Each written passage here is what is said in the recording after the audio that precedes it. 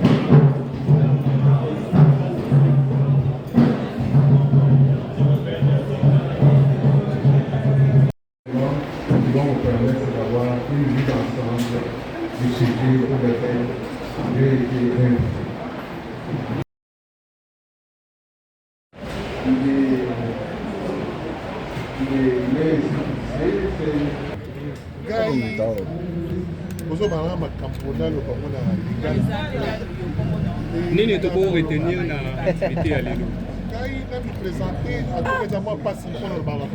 C'est ça. Nazali Kambayi signifie Bokenda Boloba Bango. Kambayi signifie ça. Bokenda Boloba Bango. Boacha Boutesili.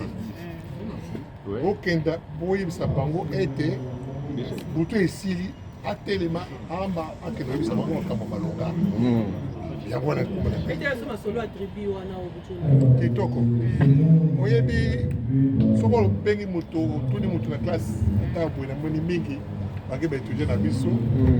Soko tuni moto na kitando tribu ezali akoyebisa yo te. Ayibita na ba école des activités. École ezali place yo botama babota yo pe balakisa yo kokola. École ndenge moko.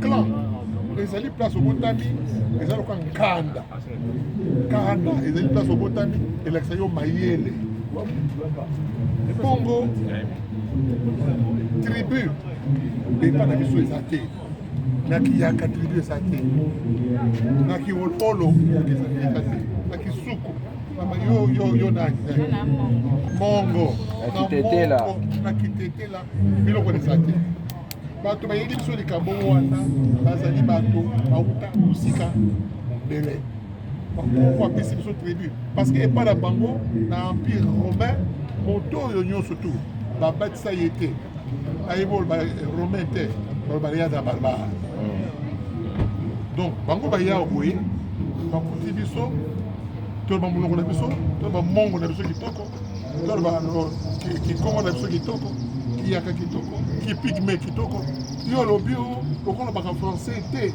lokola olobaka anglais te azali barbare bango mpe bati biso na motu babindima yango oza barbare bongo sikoyo tribu na ndimi bongo idéologie oyo eza makambo ya tribu tobengi yango tribalisme so babengi yo tribaliste osiliki eloko nini parce que tribu yo ntina donc na tribalisme na tribu nyonso tokwaki na mai ezali te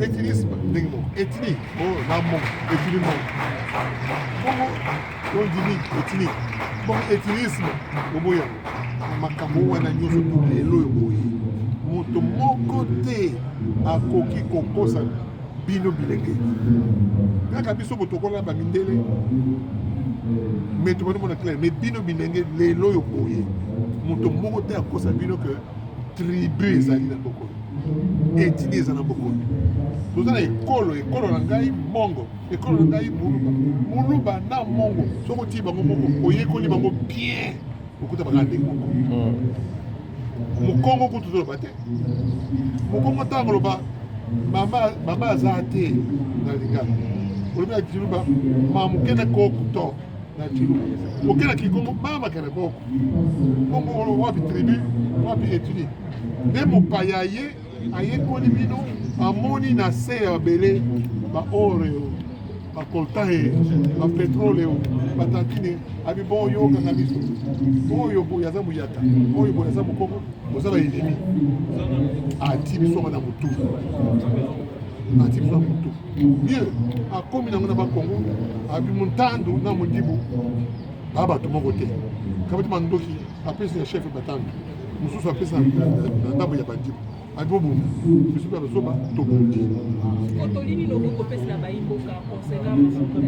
oyo nalobi nyonso wana eza lokola toli eza wana ezali toli ezali bandeko bakosa bino te ke mondele akoya boye mpona kopesa yo toli obokoza mboka aza te yo mama na ngai yo papa na ngai yo ndeko na kaka yo nde oloba linga moninga na yo mpona mboka ekenda toli yango wana mboka moko batata moko oyo alobaki yango président mobutu kasi oyo elelo ekoki change po ebonga ozomona mabele na biso ezokobundisa bazobundisa yango mpona toza riche pétrole eza bebo coltan eza bebo omoni oyo lobi akomi nord kivu sud kasai kaka mondele zalobi te obala oyo boye babi ekolo na ini ekolo nini ozobala mwasi bandundu mwasi bandundu mabe obala obali mozombo toli yango wana botema nde yango wala conférence na ye lelo nde yango wana boyeba likambo oyo tie kokola tie kokufa kongo ekoboka kaka soki tondiki makambo oyo ya tribu na tribalisme abo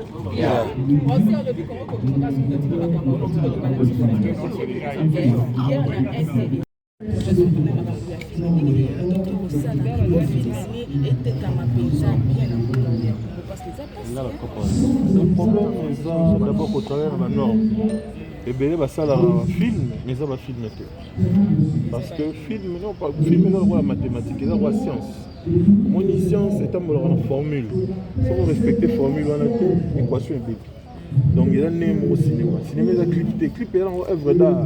Rose, Bambi, peinture dans le mur, comme une œuvre d'art. Mais le cinéma, il faut respecter les normes. Et malheureusement, il est belé pour respecter la montée. Parce que même scénario, il n'y a pas l'écriture, il y a film, il y a l'écriture, il y a la police. Donc il y a moins de Seigneurs, vraiment. Donc voilà, il était vraiment question d'échanger avec la jeunesse et nous sommes contents de voir que cette jeunesse n'est pas que dans le divertissement, mais cette jeunesse a le souci aujourd'hui de voir le pays se développer grâce à la matière grise, grâce à la volonté de chacun d'entre nous. Et quelles sont les stratégies mises en place pour développer cette jeunesse? Justement, je vous ai parlé des axes stratégiques, c'est tellement vaste, mais pour résumer, nous on a 4 axes dans lesquels on va vraiment évoluer. L'éducation, parce qu'il faut d'abord que les gens s'éduquent, il faut que les gens puissent avoir des connaissances. Donc dans l'éducation, vous avez l'entrepreneuriat, parce qu'il y a pas mal de jeunes qui veulent entreprendre dans ce si grand et beau pays. Et vous avez les sportifs aussi, donc dans le sport.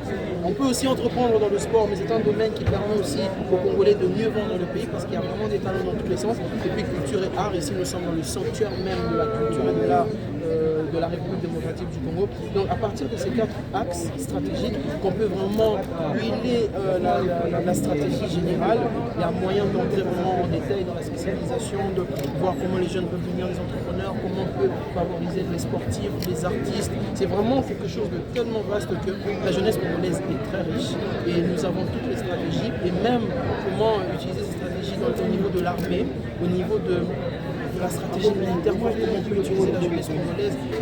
On est incroyable. Je ne comprends pas pourquoi jusqu'à présent on demande de l'aide à l'extérieur alors que nous-mêmes ici on est incroyable mais qu'on ne veut pas forcément s'occuper de nous comme il faut. Alors aujourd'hui en tant que la voix des sans-voix, nous parlons et quand je parle c'est toujours au nom de la jeunesse congolaise et que si les jeunes ont d'autres idées, ont des meilleures idées pour qu'on puisse toujours mettre en avant, je suis complètement disposé à écouter les jeunes et à mettre leurs idées vraiment au sud et au vu de tout.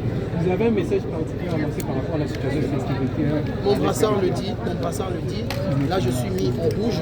Justement, ce rouge, c'est pour parler de la situation sécuritaire et dire à mes frères qui sont à l'est de la République démocratique du Congo que je pense à eux dans toutes les interventions que je fais, raison pour laquelle je mets ce brassard rouge. Et notre pays va retrouver son intégrité et sa souveraineté territoriale et qu'aucun centimètre de la PDC ne sera cédé et que ce pays est beau et c'est notre paradis sur terre et nous allons faire en sorte que cet enfer puisse se transformer en paradis grâce à la force et à l'application de chacun de nous. Merci beaucoup.